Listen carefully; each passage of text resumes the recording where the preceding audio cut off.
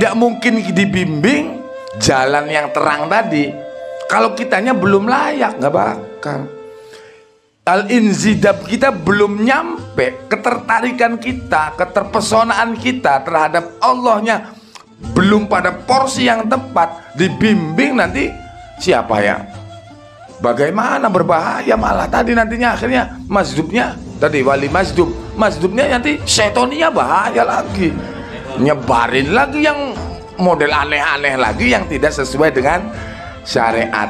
Tuh nantinya maknanya beres sana syariatnya, udah beres saja syariat. Nah itu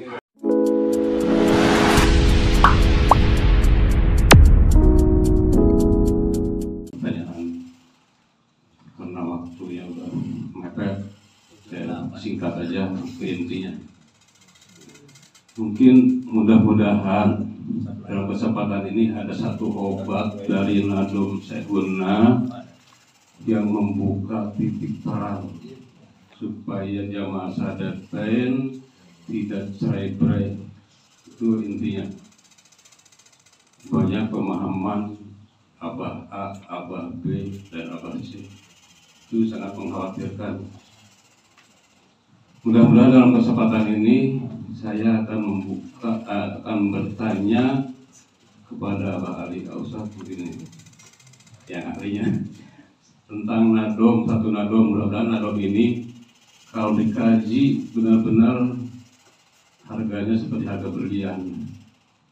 Mudah-mudahan nih menjadi titik terang untuk kita semua.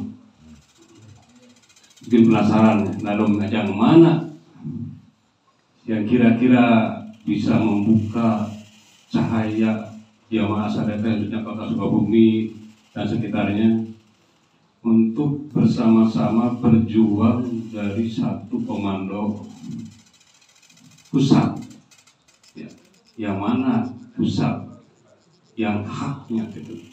Makanya saya langsung nadom yang diutarakan, sapa wonge pengen selamat dunia akhirat, cekelana duriat Nabi kamoli mandat. Mudah-mudahan ini nadum dari Abah Sehunal Mukarram menjadi titik terang. Satu komando bisa menjadi obat yang menyembuhkan penyakit-penyakit jamaah Sadatain yang ada di Sukabumi. Itu yang mengkhawatirkan, bisa cerai-berai. Sementara tadi yang dikatakan sama Abah Ali Ausad sama Abi Jarwo, generasi ke depan 20 tahun yang akan datang, gimana nasib Sadatain mengatakan.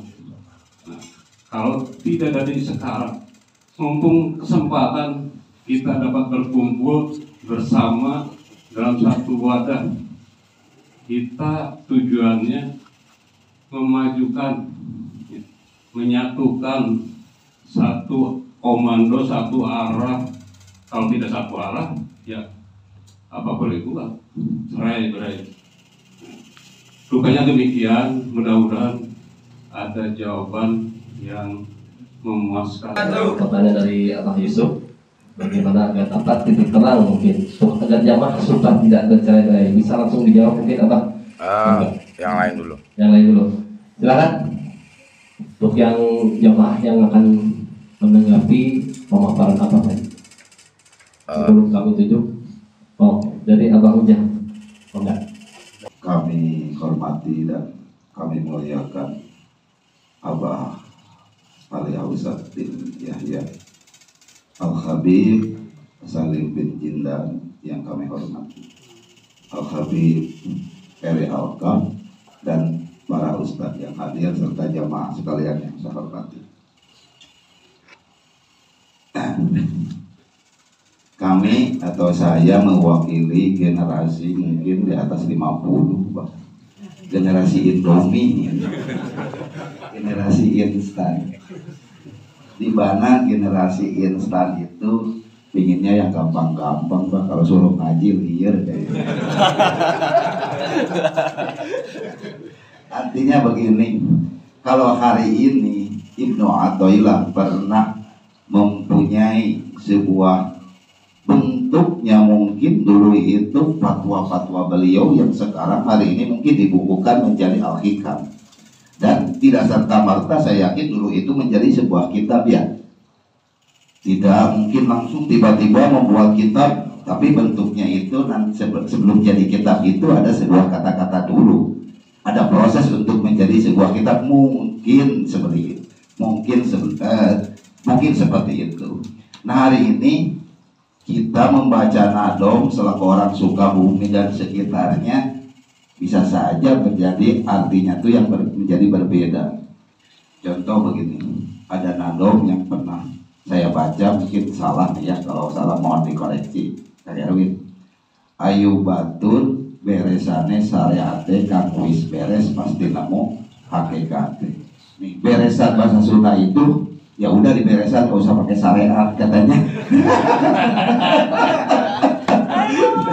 Parah ya, itu karena pemahaman kita terhadap nadom, karena untuk menghartikan, menerjemahkan, disandarkan terhadap kitab, terhadap dalil jauh, artinya aja kita nggak paham. Mudah-mudahan kelak kemudian hari insya Allah untuk generasi kami, mungkin generasi berikutnya seperti halnya Al-Hikam, kelak nadom itu menjadi sebuah buku dan ada artinya serta terjemahannya, sehingga kami yang Bahlul bin Kedul ini bisa membaca nadom itu menjadi sebuah petunjuk bagi kami. Itu aja sih mungkin dari generasi kami yang mungkin para kedulisme ini. Demikian mungkin bukan tanggapan, permintaan ya. Mudah-mudahan kedepannya itu bisa terwujud. Waktu saya masih di Jawa, setiap yang masuk dalam torekoh itu mereka sudah mumpuni dalam syariat. Para kiai, para ustadz yang mereka udah paham lah, itu baru masuk torekoh, sehingga paham betul untuk mengamalkan sebuah amalan torekoh itu. Tapi pengalaman di Syahadatain ini, setelah saya masuk, banyak pengaduan saya dulu nggak tahu kalau Syahadatain itu torekoh. Saya nggak tahu, dikira ya perkumpulan keren lah gitu, pakai surat-surat. Wah, ini perkumpulan para wali gitu. Jadi ikut Pak, tanpa paham apa itu torekoh. Jangankan ya istilahnya paham apa itu marifat, apa itu dan perjalanan suluk itu apa, dan syariatnya nggak pernah ngaji, langsung masuk torekoh. Nah, ketika saya masuk, sedikit saya kasih pencerahan masalah torekoh itu, bengong. Akhirnya banyak yang saya mau lagi, mau talqin lagi, mau mulai lagi. Jadi yang berpuluh-puluh tahun dulu seakan-akan nggak ada artinya gitu Bang. Nah, ini kenapa ya? Apakah ada memang keistimewaan Syahadatain itu memang orang-orang yang awam, yang tadi dikatakan Abah Ujang tadi, orang yang kedul dan sebagainya, sasarannya apa Umar itu seperti itu apa gimana gitu. Ini terima kasih, itu saja yang dapat saya tanyakan. Assalamualaikum warahmatullahi wabarakatuh. Jadi dari yang terakhir, biar itu nanti ya, yang awal nanti dijawabnya mungkin terakhir. Memang kalau dari sisi sejarah Asyhadatain ini agak unik. Kami sebut unik apa? Dulu Habib Umar itu tumbuh dari keluarga tarekat Sadaliyah. Pangkalnya dari situ, Sadaliyah. Keluarga beliau itu silsilahnya sama tarekatnya itu kental sekali dengan Sadaliyah. Kakak beliau itu salah satu guru beliau. Gurunya Abah Umar itu salah satunya kakak dan pamannya, yang itu Sadaliyah banget. Bahkan kalau zaman dulu itu ada hizib Sadaliyah banyak. Hizib Latif, Hizib Nasor, Hizib Bahr. Santri-santri awal itu yang ulama-ulamanya itu banyak ijazah-ijazah hizib dari Sadaliyah. Nah, kemudian ternyata di Cirebon dan sekitarnya itu banyak sekali ulama-ulama yang ternyata mempunyai tarekat tersebut. Dan entah bagaimana asal usulnya kami juga tidak paham. Asyhadatan itu ketika di tahun 40-an, 36 itu kan dimulai pengajiannya Abah Umar itu rutinnya tahun 36, mulai di Panguragan 36, 37. Itu mulai ada beberapa yang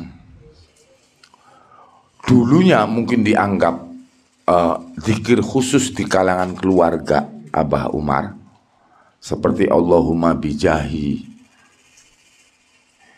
itu bertransformasi Bi. Dulunya itu Allahumma bijahi itu doa khusus keluarganya Abah Umar yang bersadaliyah itu. Allahumma bijahi Syekh Ahmad. Syekh Ahmad itu bukan Ahmad Syekh Nul Mubin, tetapi kakeknya. Jadi Umar bin Ismail bin Ahmad, beliaulah yang dari Hadramut datang ke Indonesia. Dulunya contoh saja nih, bijahi itu Syekh Ahmad Ali Al-Hadi, wa ali Syekh Ahmad Ali Al-Hadi.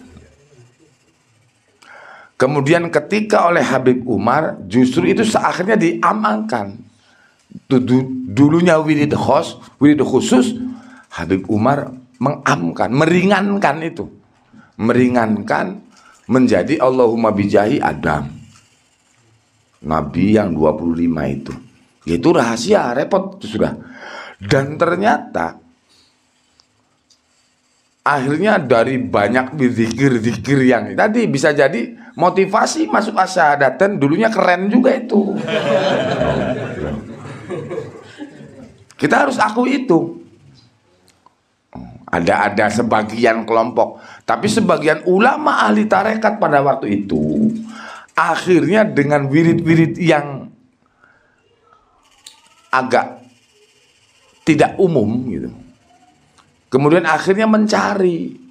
Makanya beberapa ulama dulu, Kiai Mustafa itu bertarekat Sadali, Satoriyah, Tijaniyah. Dia punya sanad tarekatnya. Kiai Mustafa Geraksan itu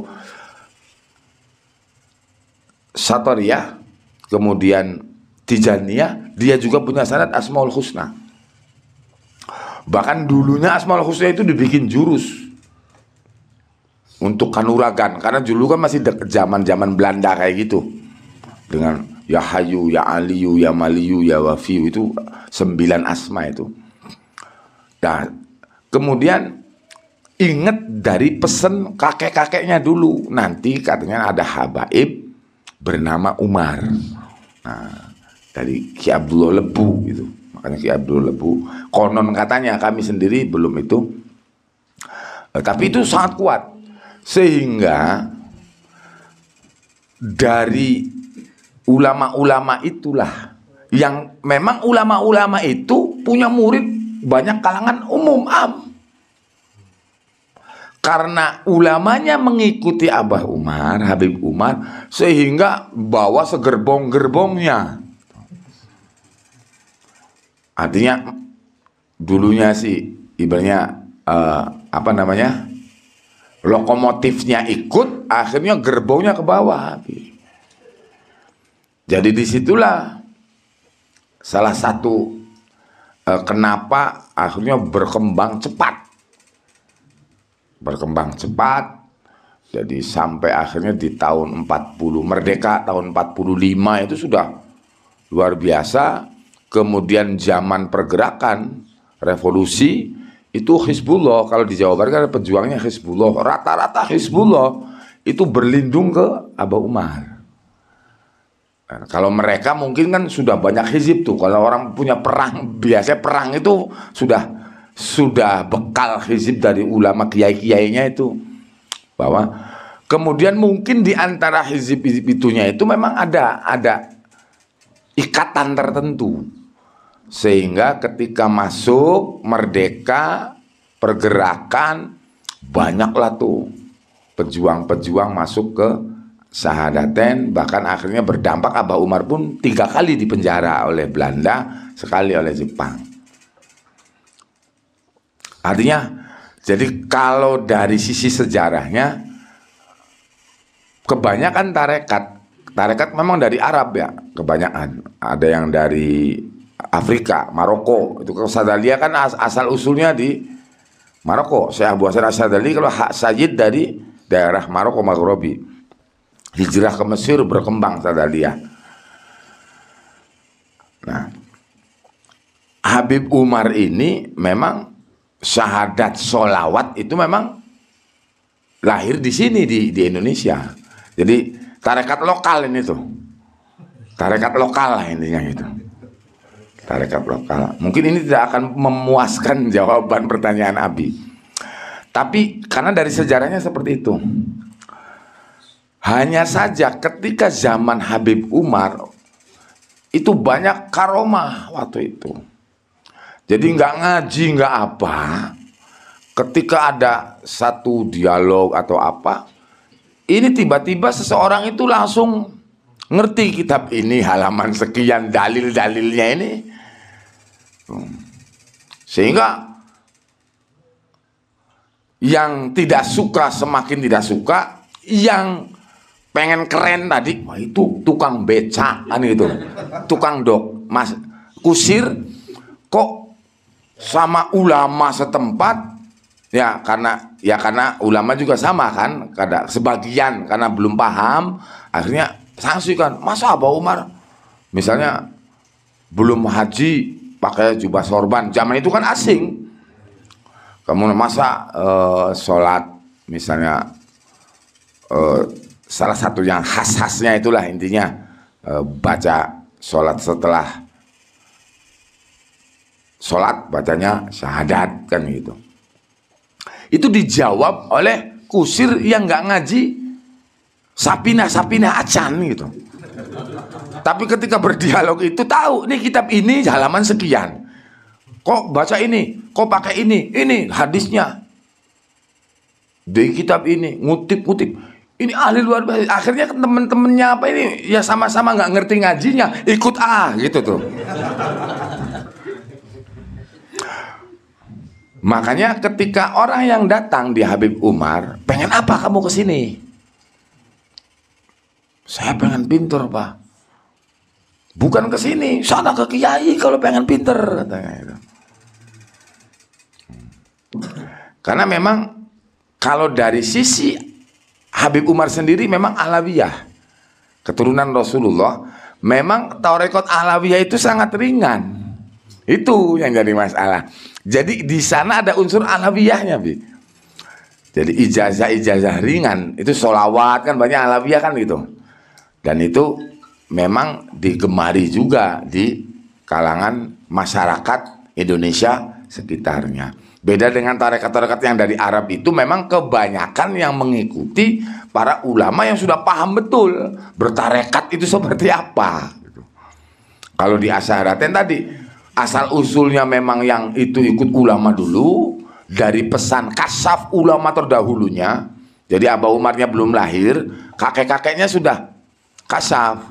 Nanti anak cucu saya kalau nanti ketemu dengan seorang keturunan Nabi namanya Umar bin Ismail, cirinya begini, ikut. Nah, dan kebetulan mereka ulama besar di Cirebon Indramayunya. Jadi akhirnya ikut pada ikut. Dan tadi tuh yang model nggak paham itu karena melihat, menyaksikan ini tukang kusir, tukang dagang pasar, tukang nyangkul, ketika ikut misalnya kemudian dihasudilah. Ada yang tidak suka gitu. Kemudian kan bawa ustadz atau kiai itu tuh yang ikut tuh. Kamu kenapa ikut-ikutan itu? Lah itu jawabnya itu kitabiah, Bi. Jawabnya itu kitabiah. Nih dalil. Subhanallah wa bihamdihi subhanallahil azim astagfirullah. Kenapa dibaca astagfirullah? Dalilnya kitab ini. Jadi banyak kejadian seperti itu sehingga tadi ada motifnya, motif keren gitu. Motif pengen, wah bisa seperti dia nih nanti saya alim kan gitu. Nggak ngaji nggak apa bisa alim kayak gitu. Artinya motif tadi pengen laduni dan lain sebagainya. Tetapi sebetulnya di itu dulu sama Syekhuna itu sama Habib Umar tuh, kamu pengen apa? Pinter, jangan salah. Nggak bisa bikin pinter, sana ke para kiai, para ulama. Oh, pengen kaya, wah sana ke Gunung Kawi katanya. Karena ada yang ibaratnya tuh ikut ke Syekhuna kemudian makmur gitu. Artinya yang lainnya kena tikus sawahnya karena pernah dilewati oleh Habib Umar sawah itu, ketemunya di situ. Kemudian sawah itu nggak pernah kena tikus, sehingga petani sebelahnya, kamu nggak pernah, nggak tahu tuh setelah Abah Umar nah saya ini sawah saya nggak pernah kena tikus, wah ikut juga tuh kayak gitu tuh motif-motif. Makanya pengen apa? Pengen sawahnya sukses kaya gitu, iya sana ke Gunung Kawi gitu. Tapi orang sudah mau, akhirnya tetap pengen diterima, akhirnya balik lagi, jawabnya harus apa? Nanti kalau yang jawabnya saya pengen selamat dunia akhirat, baru nanti ya yuk bareng-bareng sama Abah. Itu mungkin salah satu pengalamannya begitu. Dan tadi argumen kedua, karena Habib Umar juga membawa alawiyin yang memang ringan, bagaimana orang yang tidak ngerti agama, makanya sifatnya salah satunya muayyidin, zahidin, muayyidin, musfikin, ru'afa alal mukminin. Artinya menguatkan agama kepada orang yang bodoh sehingga yakin. Salah satu sifat mursyid kan itu. Dan itu banyak terjadi di masa itu. Nah, tapi kalau zaman sekarang ikut syahadaten masih pola seperti itu, ya salah alamat. Salah alamat. Salah alamat. Kita harus mulai tadi justru tantangan bagi kita. Kalau dulu itu karomah, kalau sekarang harus dengan sistem. Karena kalau kita nggak punya sistem yang baik, walaupun kita ini hak, bisa dihancurkan oleh yang batil yang punya sistem. Al-haqqu bila nizam, berbahaya. Yang hak tanpa pengorganisasian dengan benar itu bahaya. Bisa dikalahkan dengan yang tidak hak, akhirnya bisa mengalahkan yang hak, walaupun itu tidak hak. Itu. Kemudian yang kedua, nazom. Betul. Kalau masalah bodoh, blegedut sama berarti yang sama, yang ngomongnya juga sama. Sama berarti mendambakan itu. Abah Ali setiap Jumat lagi ngaji hikam sama murid syahadaten. Kami nih setiap malam Jumat ngaji di majelis taklim itu ngaji hikam. Karena saya merasa belum menguasai hikam, pernah ngaji hikam tempel-tempelan doang, nggak hatam gitu. Jadi ketika kami minta di antara salah satu tadi ustadz di Asadaten punya sanad hikam, punya. Saya pengen ngaji. Wah nggak sanggup, masa ngaji sama ngaji apa? Loh nggak apa-apa, emang kenapa? Nah ini mental itunya memang kita harus bangun lagi. Kami memberi, maksud kami bukan pamer ya, maksudnya ayo tuh. Kita harus jujur, kita punya penyakit bodoh. Lah kata nadomnya kan, wong bodoh ngaku bodoh kang priyoga. Den cawisi gedong tengah suarga. Kalau bodoh harus ngakui kita ini bodoh, nggak perlu ditutup-tutupi dengan kebohongan. Orang bodoh ngerasanya pinter, akhirnya untuk nutupi kebodohannya takut dinamain bodoh sama orang, akhirnya bohong. Nanti itu lagi nambah bohong lagi, terus berkali lipat bohong. Sedangkan ciri-cirinya orang munafik itu ngomongnya bohong. Idza haddatsa kadzaba. Diawali dengan bohong mulanya. Jadi ayo kita jangan malu. Walaupun kita, waduh kita kayaknya nggak ada waktu. Nggak bisa begitu. Kita cari duit sebulan, seminggu full. Masa 1 minggu minta, nggak tahu kalau Abi Azahwanya nggak mau. Insya Allah Abi Azahwanya mau. Ayo seminggu sekali kumpul yang deket-deket nih, 5 orang, 10 orang ngaji. Apa aja lah yang rangkuman atau apa, sifatnya ngaji. Sebab kalau tidak ngaji bahaya. Betul bahaya banget. Itu pendapat kami. Adapun nadoman, ya kita memang berusaha, berupaya, makanya sering ngaji hikam. Setelah direnungkan, memang nadom ini sangat dekat dengan hikam, sangat dekat dengan Ihya Ulumuddin, sangat dekat dengan kitab-kitab hadis, kitab-kitab sejarah. Bahkan kita ini levelnya harusnya Futuhatul Makkiyah. Ngeri sebetulnya. Tuntunan kita ini kelasnya Ibnu Arabi. Oleh sebagian ulama dikafirkan itu Ibnu Arabi itu. Sebagian ulama yang tidak suka tasawuf, Ibnu Arabi itu kafir katanya. Tapi di nadoman disebutkan berapa kali Syekh Arabi. Jadi akhirnya ya Allah, iya, kita nggak ngaji Futuhatul Makkiyah, ya akhirnya kayak gini, berantem perang saudara terus. Nggak nyambung jadinya. Itu jadi ayo, memang kita lagi membangun itu. Makanya yang tua gimana, yang tengah-tengah gimana, yang usia dini ayo persiapkan. Tadi itu anak cucu kita 20 tahun yang akan datang rata-rata sudah ngaji Ihya Ulumuddin. Rata-rata tafsirnya Ar-Razi, Futuhatul Makkiyah, Jalalain. Tadi Jalalain dulu kan gitu.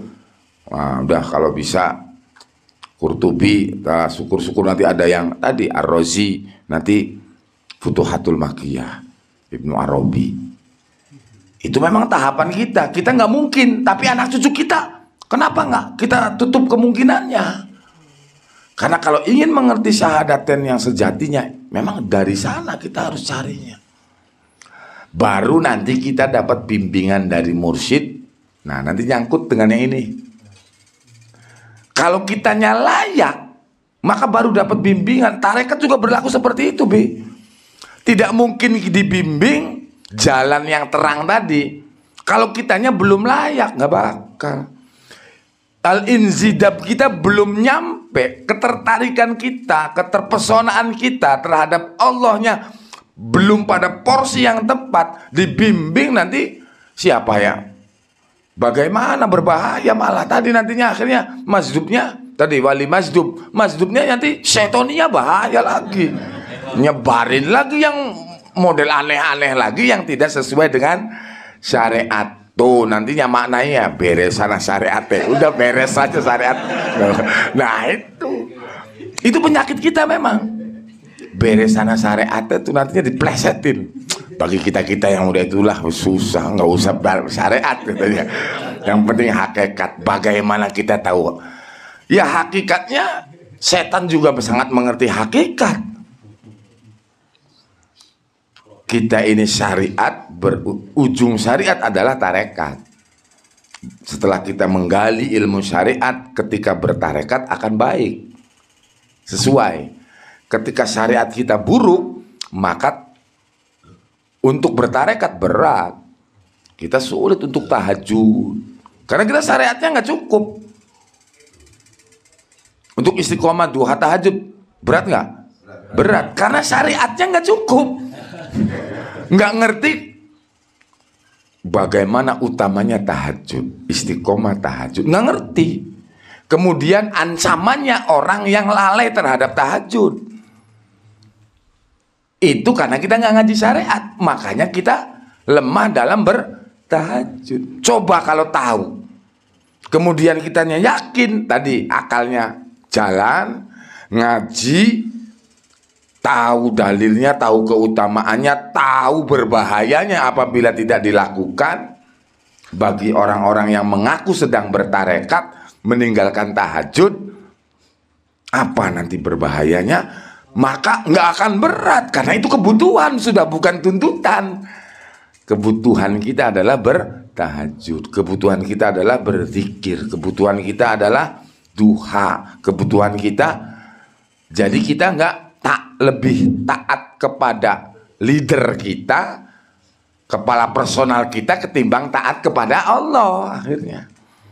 Itulah karena syariat kita mumpuni. Tapi kalau syariatnya tidak mumpuni, ya kayak kita ini takut sama bos dipecat, akhirnya nggak mau berangkat ngaji, kan gitu. Iya, padahal jalan rezeki tidak hanya dari bos.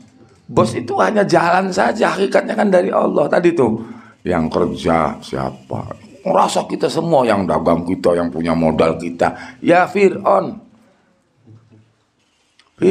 kalau memiliki semua, nggak ngakui Tuhan itu. Dialah nanti Tuhannya. Kamu sembarangan kerja ke saya, kan gitu. Kalau punya karyawan kayak Fir'aun tuh, kamu tuh saya kasih makan, kasih. Nah itu yang ngasih makan siapa? Allah.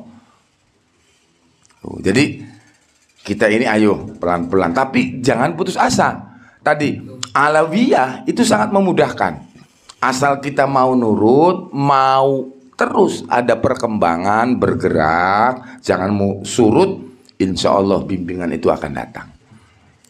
Tarbiyah itu akan datang, baik yang kalau kitanya mau, baik yang dohir ataupun tarbiyah batiniyah itu akan datang. Asal kitanya nurut. Terkait itu tadi, salah satu jalannya ngomong tadi, sapa wonge pengen selamat dunia akhirat. Sekelana duriah Nabi kang oli mandat. Sebagian orang, punten nih, kalau saya belak-belakan orangnya, ada yang menggunakan nadom itu dari hati, tapi ada juga yang menggunakan nadom itu dengan nafsu.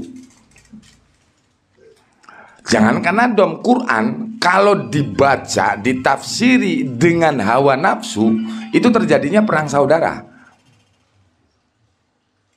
Quran, jangan nadom ini. Kalau Quran ini jelas mukjizat terbesar yang pernah ada di bumi. Tapi kita bacanya, kita mau tafsirnya, mau memaknainya dengan hawa nafsu, maka jadi bencana. Ngaji syahadat minangka obor, ngobori badan supaya asor. Itu dulu tuh. Nah, kalau di kita ini harusnya tadi ketika menerima sebuah nadom, maka dipersiapkan dengan hati yang layak. Hati yang layak itu apa? Bersihkan ujub, riya, takabur. Bersihkan dulu, baca nadomnya, hadiah Fatihah ke Syekhuna. Ya, kemudian minta bimbingan secara dohirnya kepada yang memang punya kapasitas untuk itu. Nah, setelah itu ambil satu kesimpulan, karena kita orang bodoh, nurut. Nah, yang disebut dengan mandat itu apa? Cari kitabnya. Karena ini berantem nih, ini nadomannya sama, tapi berantem ini nih. Kayak mulai tadi, ya Robbana bi ahlil baitil Mustafa sabit imanana ila yaumil wafa. Nanti maring guru sing percaya dulur koma. Zaman akhir siapa kang momong, ingkang momong bangsa turu nenek nabi. Ada ujungnya kan? Turun angsal perintah Allahu Rabbi. Sekelana duriah Nabi kang oli sama itu. Terkait tuh. Jadi di antara keturunan Nabi itu semua wajib dihormati. 1 juta yang kita kenal semuanya harus dihormati. Tetapi di antara keturunan Nabi itu ada yang dia punya wajib dihormati pun dituruti. Siapa yang dituruti? Yang dapat izin dari Allah. Nah, kalau yang dari Allah ini siapa derajatnya? Kutub paling tidak. Dia sudah jadi kekasih Allah. Artinya warosah, dia sekaligus warosah, pewaris Nabi. Biasanya nanti muassis tarekat, Syekh Abu Hasan Asyadzali itu masuk di situ. Syekh Ahmad At-Tijani masuklah di sana, Syekh Abdullah Asy-Syatori masuklah di sana. Itu karena kelasnya sudah tuh dengan Nabi. Dia keturunan Nabi, kelasnya dengan Nabi. Dia sudah ma'rifat dalam posisi puncak Syarif Hidayatullah. Dan kita meyakini Syekhuna yang seperti itu. Ketika keturunan, nah nanti ini beda perang saudara ini setelah ditinggalkan. Kan begitu. Nah makanya kata Abi Zawa nanti berkaitan. Kalau mereka tahu, karena sudah tahu bertarekat itu seperti apa, kita nggak ngerti. Tadinya asal tadi sih asal keren kan gitu. Kemudian ngikuti yang asal keren juga. Nah kalau pakai itu nantinya fatwanya dua tuh nanti. Yang oli mandat, mandatnya nanti ditafsiri dua. Kalau yang mengikuti jalur nanti yang dapat mandat walaupun dia bukan kamil mukamil, tetapi minimal dia dapat izin dari mursyid sebelumnya. Kan begitu. Tetapi kalau yang sebelahnya karena ada kepentingan biasanya asal anak cucunya. Dalilnya ada juga nantinya pakai dalil juga. Tapi sebetulnya bukan dalil untuk baiat. Tapi dalil tadi menghormati keturunan Nabi. Beda-beda karena kalau dua dalil untuk keturunan Nabi itu menyangkut seluruhnya. Kalau dalil untuk bagaimana warasatul anbiya, ini beda lagi urusannya. Ya itu yang dapat izin untuk membaiat. Kalau orang ahli tarekat nggak pusing neranginya. Atau nanti anak cucu kita nih ngaji, nggak repot, nggak kayak zaman kita sekarang bisa berantem nih nerangin ini nih. Kenapa? Karena ngeyeliyah, wahayaliyah, yang intiliyah. Oh loh. Nah, jadi itu. Jadi jawaban kami ini bisa sama nadomanya tafsiran berbeda-beda. Kalau anggapan kami selama ini, nah, dan kami telah buktikan ketika ada fatwa asal anak cucunya Abah Umar, pengalaman kami kemarin ke Padang dengan Ustadz Erwin, Bapak orang Sahadaten, pakai asal anak cucunya Abah Umar. Bapak dibaiat oleh orang 6. Itu baru yang datang 6 anak cucunya. Sekarang anak cucunya Abah Umar dari terah laki-laki bisa 80-an. Ini kejadian. Nah itu bisa dibuktikan dengan kejadian itu. Begitukah bertarekat? Begitukah kita berguru? Kan begitu. Kalau diijazai atau dibaiat dengan kalimat lain mungkin masuk akal. Anak cucu Abah Umarnya pegang Sadaliyah misalnya, yang ininya mentalkinnya Qadariyah Naqsabandiyah misalkan. Karena bisa saja kami ya pernah berguru Satoriyah, kita bisa membaiat Satoriyah. Tapi kalau judul syahadat sholawat ini sama kalimatnya. Anak cucunya Abah Umar yang datang ke situ 6 orang membaiat semua. Karena sudah biasa dibaiat sama itu, saya datang ke situ, wah kabaran ini ada cucunya Abah Umar, tolong saya dibaiat lagi. Itu kejadian Abi. Dan ketika kami terangkan, loh saya nggak berani baiat. Baru dia sadar, betul Bib, saya itu bingung. Karena dia kebetulan ngaji dianya, tahu cara bertarekat. Setahu kami kalau baiat itu memang ada yang hak. Siapa yang dapat izin? Nah udah ngerti sendiri saya bilang. Ali Ausad tidak termasuk yang dapat izin untuk membaiat. Nah, Habib namanya bener nih Bib katanya.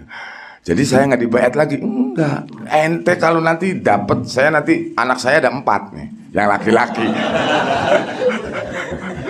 Ini kenyataan ini, nggak bikin-bikin. Saya ke Sumatera, ketemu di salah satu orang di Palembang, di Lubuk Linggau, begitu. Saya minta disuruh baiat lagi untuk yang ke-6-nya. Kan kebalik, harusnya satu mursyid membaiat orang 6, ini satu murid dibaiat oleh mursyidnya 6, kan lucu. Itulah contoh kekacauan. Tapi begini Pak, kita tidak boleh bernafsu. Untuk menerangkan ini perlu proses, dan kita tidak bisa memaksakan kehendak, karena tujuan tadi bertarekat pun bukan memaksakan kehendak. Kita ininya nih, di sininya harus luas juga, wasi'us sadr. Kenyataan penyakit kita itu, dan sebuah penyakit tidak bisa fim salabim bisa langsung sembuh, apalagi yang sudah kronis. Makanya kalau kami anak-anak cucunya suruh ngaji aja. Itu aja ngaji, tapi tetap aja karena kan mungkin situasi yang menjadikan seperti itu. Dia ngaji ngerti. Maka ketika kami katakan saya nggak punya hak untuk baiat, ini baiat ya, saya karena nggak punya mandat, nggak punya izin untuk membaiat. Kalau untuk ikut membantu bagaimana memajukan tarekat ini, tuntunan ini, organisasi ini, insya Allah kami siap membantu. Tapi kalau dalam hal baiat itu nanti jadi masalah ketika dikubur. Saya bermasalah, Anda bermasalah. Itu yang jadi masalah. Jadi mohon maaf saya nggak mau tuh. Akhirnya beliau buka. Memang benar Bib, yang saya tahu tuh harusnya tuh begini. Ya memang syahadatin juga begitu harusnya sih. Tetapi ya maklum keadaan begini. Jadi ayo kita bangun peradabannya dengan benar, tetapi tidak bisa instan. Karena kalau contoh TBC, punten ya, tuberkulosis saja itu obatnya harus berapa bulan? 6 bulan minimal ya. Kalau tahap 1 6 bulan nggak selesai juga, nanti harus ada tahap berikutnya. Syukur-syukur 6 bulan selesai. Itu penyakit 1. Kalau kita penyakitnya 8, gimana komplikasi? Maka kita harus prioritaskan dulu. Kan itu, mana nih yang harus disembuhkan dulu nih. Ya sudah, yang belum kena penyakit aja lah. Generasi kita belum kena penyakit. Ayo kita bangun. Maka siap-siap Abi, insya Allah nanti orang-orang Sukabumi anak cucunya dibawa ke sini nanti harusnya. Saya pengen tahu. Iya kita itu. Nggak usah didoktrin yang macam-macam. Ngerti aja, ngerti ilmu agama, ngerti kitab aja dulu lah. Jadi nanti kita diskusi dengan dibuka kitabnya, nggak kayak gini nih, tangan kosong. Abalinya juga kan tangan kosong nih, Ustadz RW-nya tangan kosong. Harusnya kalau orang tarekat kumpul begini, dibuka kitabnya. Belum. Qala Syekh Ibrahim, harusnya gitu. Qala Abu Hamid Al-Ghazali, harusnya begitu. Kita maklum, ya model kayak gini tangan kosong terus akhirnya. Makanya jangan dibikin serius. Abali ke sini niatnya ngobrol, tetapi meminta ayo bersama-sama membangun generasi sumber daya manusia asyhadaten ke depan, sumber daya manusia asyhadaten ke depan. Anak cucu kita harus diperbaiki. Sepakat gak? Sepakat ya? Kita hapus perbedaan, mau ke Abah sana, mau Abah ini, ambil, kita tahan dulu ya, untuk kita punya pendirian masing-masing, silahkan. Dan kita pun harus saling menghormati. Dan yang satu catatan lagi, ingat orang asyhadaten, Habib siapapun, Syarifah siapapun, walaupun bukan dari kalangan asyhadaten, hormati mereka, layani mereka. Ya, cintailah mereka dengan hati. Jangan dengan ini. Kalau dengan ini nggak bakal nyampe. Kenapa? Anda bertarekat ahli tahajud sama Habib, benci aja, selesai Anda. tahajudmu tidak akan menolong. Puasa ahli, benci habaib, puasamu nggak akan bisa menolong. Karena Habib Umar juga ada alawiyinnya. Tidak ridho Habib Umar, muridnya tidak menghormati zuriyah Nabi Muhammad Rasulullah SAW. Itu catatan terakhir kami, karena ini mungkin sudah malam. Mudah-mudahan kita panjang umur, mudah-mudahan nanti kita bisa berkumpul lagi. Kita nanti coba berbicara mulai ke teknis. Ini sih namanya juga awalannya. Nih kalau pertama Abali banyak ngomong, nanti pengennya yang kedua Abali ngomong 5 menit sudah mulai ide yang keluar gitu. Pengennya begitu ya, mudah-mudahan ya. Dan nanti kami tunggu nanti di Bandung. Di Bandung ayo kita lanjutkan ngobrolnya agar mencapai target meningkatkan sumber daya manusia asyhadaten yang lebih baik dan betul-betul bisa menjadi kebanggaan Syekhuna, bukan murid yang membanggakan gurunya, tapi jadi murid yang dibanggakan oleh gurunya. Amin ya rabbal alamin. Semoga ada manfaatnya. Ini sudah malam. Kalau kami sih siap aja, tapi sampean sih ada yang lembur mungkin besok gitu. Nanti dapat potongan gaji gawat. Jadi mohon maaf, nggak niat untuk mulang, nggak ngajarin, tapi niatnya sama-sama memberi diskusi lah. Intinya ayo tadi cari penyakit supaya kita tahu obatnya. Mudah-mudahan nanti pertemuan-pertemuan berikutnya itu sudah mulai ke obat. Amin ya rabbal alamin. Barangkali ada kalimat kami yang tidak berkenan, dengan setulus hati kami tidak bermaksud untuk apapun kecuali belajar mengajak menuju Allah, Rasul, dan guru kita Sayyidi Syekhonal Mukarram. Wassalamualaikum warahmatullahi wabarakatuh. Alhamdulillah, terima kasih telah jawab beberapa pertanyaan daripada jamaah. Dan mungkin insya Allah pertemuan ngobrol ini akan ada part-part selanjutnya, tidak akan dihabiskan malam ini karena Abah juga sudah capek, jamaah juga sudah lelah ya. Tapi kita berikan kesempatan kepada Habib Salim bin Umar bin Jidan untuk memberikan sedikit tunjangannya sekaligus doa penutup untuk acara pada malam hari ini. Jadi kita tunggu juga undangan dari jamaah yang lainnya, mungkin dari Sukabumi Kota atau dari Bandung. Kita tunggu undangan, dan insya Allah kita akan bikin lagi acara seperti ini di BPC MT Asyhadaten Sukabumi di Ciceruk ini. Untuk undangan dan doa dipersilakan kepada Habib Salim bin Umar bin Jidan. Doa atau kata-kata. Bismillahirrahmanirrahim. Alhamdulillahirabbil alamin. Allahumma shalli wa sallim ala sayyidina Muhammadin wa ala ali sayyidina Muhammad. Allahumma afina min balaik wal tuhmina qadaik wa habdana ma wa habta li awliyaik wa uzina syukrana maik wa ja'alna min ibadika sholihin. Allahumma yassir lana umurana ma'ar rahati li qulubina wa abdanina ma'as salam wa lafiya fid dini wa dunyana wal akhirah.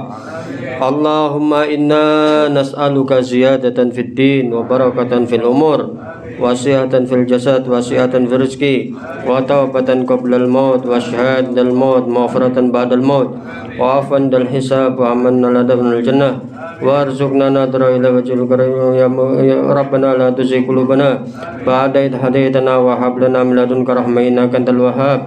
Rabbana atina fid dunya hasanah wa fil akhirati hasanah wa qina adzabannar. Wa sallallahu ala sayyidina Muhammadin wa ala alihi wa dakhalna al-jannata ma'al abrar ya aziz ya ghaffar bi rahmatika ya arhamar rahimin. Wa sallallahu ala sayyidina Muhammadin wa ala alihi wa sallam. Walhamdulillahi rabbil alamin. Al-Fatihah. Bismillahirrahmanirrahim. Alhamdulillahirabbil alamin. Maliki yaumiddin. Iyyaka na'budu wa iyyaka nasta'in. Ihdinas siratal mustaqim. صراط الذين أنعمت عليهم غير المغضوب عليهم Alhamdulillahirobbilalamin. Sekali lagi mudah-mudahan apa yang telah disampaikan menjadikan ilmu yang bermanfaat bagi kita semua dan semakin merubah pola pikir kita untuk semakin maju, dan mudah-mudahan kita semua diaku menjadi murid Syekh Sirrul Muqarram oleh Jaya. Atas nama Sahibul Bait dan FKAA kami mengucapkan beribu banyak terima kasih dan mohon maaf atas segala kekurangannya. Wabillahi taufiq wal hidayah. Wassalamualaikum warahmatullahi wabarakatuh.